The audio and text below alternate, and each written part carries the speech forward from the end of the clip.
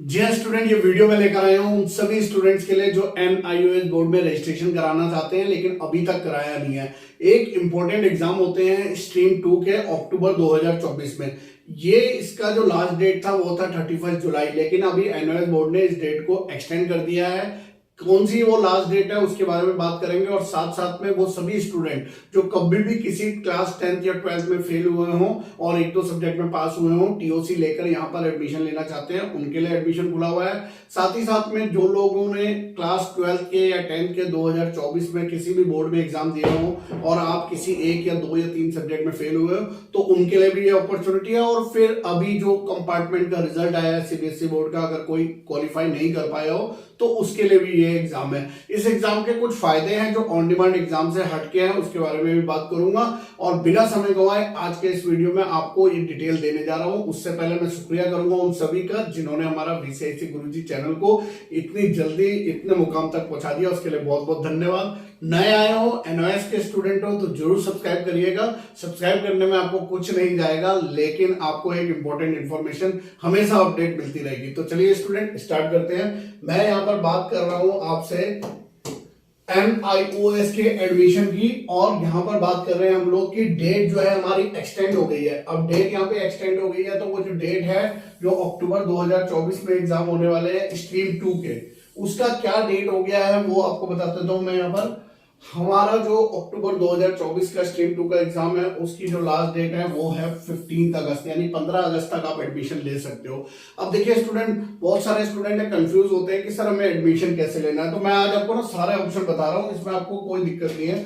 आप यहाँ पर समझिए किसी भी ऑप्शन से आप एडमिशन कर सकते हैं। सबसे पहले तो आप सेल्फ अप्लाई कर सकते हैं, अपने आप जाकर जो है फॉर्म फिल कर सकते हैं। लेकिन मेरा थोड़ा सा ये एडवाइस रहेगा, क्योंकि यहाँ पर देखिए आप फर्स्ट टाइम एग्जाम देने जा रहे हैं, फर्स्ट टाइम ये फॉर्म फिल कर रहे हैं, तो हो सकता है कि ये फॉर्म में कुछ ना कुछ ऐसी गड़बड़ या कोई मिस्टेक आपसे हो जाए जिसके कारण आपका पैसा तो बर्बाद होगा, साथ साथ में आपका जो ये इंपॉर्टेंट साल है ना वो भी खराब हो जाता है। तो मैं तो सजेस्ट कभी नहीं करता हूं कि आप सेल्फ अप्लाई करो। हाँ, अगर आप एक्सपर्ट हो, आपने कभी बहुत सारे फॉर्म ये वाले भरे हैं NIOS के, तो आप इसमें जाइएगा। अदरवाइज आप सेल्फ अप्लाई कभी मत करिए, इसमें बहुत सारी मिस्टेक्स हो जाती हैं जिसका जो है ना खामियाजा आप ही को भुगतना पड़ता है और बाद में फिर आप लोग जो है परेशान होते हो।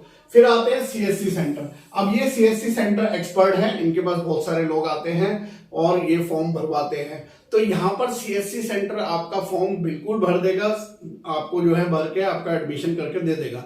लेकिन उसके बाद CSC सेंटर वाले आपसे कोई लेना देना नहीं है, कोई लिंकअप नहीं है, आपको कोई भी चीज के बारे में नहीं बताएंगे, ना ही कोई नोटिफिकेशन देंगे कि आपको एग्जाम फीस सबमिट करनी है, आपका हॉल टिकट आ गया, आपको जो है प्रैक्टिकल फाइल सबमिट करनी है। ऐसा कोई इंफॉर्मेशन ये देने वाले नहीं है। इनका सिर्फ काम है आपको फॉर्म जो है भर के दे देंगे। तो मेरी नजर में तो इसमें भी जो है CSC सेंटर में जाकर क्या होगा, सिर्फ आपके थोड़े से पैसे बचने वाले हैं, बाकी जो है आपको सब कुछ अपने आप ही सर्च आउट करना पड़ेगा। फिर उसके बाद आ जाते हैं साइबर कैफे।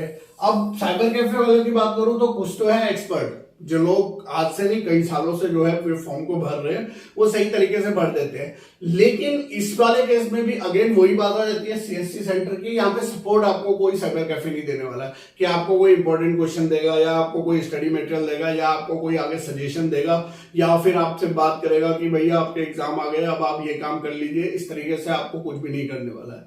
तो चौथा ऑप्शन आता है क्या, टीम। किसकी टीम, हमारी टीम। कौन सी टीम, VCIC गुरुजी की टीम। और ये आज से नहीं कई सालों से जो है हम लोग यहाँ पर स्कूल में जाकर भी और सारे बच्चों के NIOS बोर्ड के एडमिशन करते हैं, जहां पर आपको प्रॉपर्ली एडमिशन ही नहीं होता है कि आपको सिर्फ एडमिशन ही कंफर्म नहीं करके देंगे, उसके बेनिफिट भी देख लीजिए क्या क्या बेनिफिट है। सबसे पहले तो मैं बताऊं आपको, जो सबसे इंपॉर्टेंट होता है कि आपका फॉर्म जो है ना बिल्कुल करेक्ट फिल हुआ हो, उसमें कोई भी गलती ना हो। क्योंकि जब हम आपका फॉर्म भरते हैं तो बहुत ही जिम्मेदारी के साथ और साथ साथ में आपको सजेस्ट भी करते हैं कि आपको कौन सा सब्जेक्ट लेना चाहिए, किस ग्रुप से लेना चाहिए, कौन सा प्रैक्टिकल सब्जेक्ट आप इंक्लूड कर लीजिए, कौन से सब्जेक्ट का आपको TOC कराना होगा, किस तरीके से TOC होगा, और वो पूरा फॉर्म को बिल्कुल करेक्ट तरीके से भरा जाता है हमारी टीम द्वारा। उसके बाद आपको रेगुलरली अपडेट इंफॉर्मेशन देते हैं जो कोई नहीं देगा। आप हमसे एडमिशन लेते हैं, जैसे ही आप एडमिशन लेते हैं आपका नंबर हम अपने WhatsApp ग्रुप पे जोड़ देते हैं, उस वाले ग्रुप में वो सारी इंफॉर्मेशन आपके एग्जाम से रिलेटेड आपको मिलती रहती है, जो एनओएस द्वारा हमें दी जाती है, या फिर हम लोग जो है अपडेट लेकर आप तक पहुंचाते रहते हैं। तो आपका टेंशन फ्री हो जाता है, क्योंकि आपका ध्यान होना चाहिए अपनी प्रिपरेशन में, ना कि इस चीज के लिए परेशान होए कि मेरा हॉल टिकट कब आएगा, मेरा डेट शीट क्या है, मेरा जो है एग्जाम फीस कब सबमिट करना है, प्रैक्टिकल कब देना है, टीएमए सबमिट करना है नहीं करना है, टीओसी कैसे कराएं, अपनी ओरिजिनल मार्कशीट को भेजने का प्रोसेस, वो सब चीजें हमारे ऊपर होता है, यानी कि आपको मिलता है। साथ साथ में जो इंपॉर्टेंट स्टूडेंट को चाहिए होता है वो होता है उसको लेटेस्ट सिलेबस। सिलेबस अगर आपके पास नहीं है तो आप पढ़ के क्या जा रहे हो, आप फिर एग्जाम कैसे दोगे। सिलेबस और सैंपल पेपर जो NIOS बोर्ड के होते हैं लेटेस्ट वाले, और आपके एग्जाम के अकॉर्डिंग, अगर आप ऑन डिमांड के हो तो ऑन डिमांड के अकॉर्डिंग, अगर आप स्ट्रीम 2 के स्टूडेंट हो तो स्ट्रीम 2 का सिलेबस आपको दिया जा रहा है, ताकि आपको जो है प्रॉपरली पता हो कि कहां से मेरे को प्रिपरेशन करनी है। उसके बाद अगर मैं बात करूं टीएमए और प्रैक्टिकल, ये दोनों तो अपने आप में बहुत ही इंपॉर्टेंट होते हैं। अगर टीएमए है तो कैसे वो सबमिट होंगे, क्योंकि टीएमए को जो है बनाना पड़ता है, उसके बाद पीडीएफ में कन्वर्ट करके ऑनलाइन सबमिट करना पड़ता है, वो सारे सर्विस हम लोग प्रोवाइड कर रहे हैं। साथ ही साथ में practical file, solve practical file, यानी कि आपके पास मटेरियल आ जाता है, उसमें भी हम आपको सजेस्ट करते हैं कि कैसे आपको प्रैक्टिकल फाइल बनानी है। फिर आते हैं इंपॉर्टेंट क्वेश्चंस विद आंसर्स, जो हम एग्जाम के टाइम पे आपको देते हैं हर सब्जेक्ट वाइज। आप एक बार इतने सारे चैप्टर पढ़ने से अच्छा in chapter wise important question with answers को पढ़ के जाते हो, तो कहीं ना कहीं पे आपकी 50% प्रिपरेशन तो वैसे ही हो जाती है पढ़ने पे ही, और बाकी 50% जब आप एग्जाम देने जाओगे वहां पे आपकी पूर्ण हो जाती है। तो ये सारे बेनिफिट्स होते हैं जो आपको हमसे मिलता है।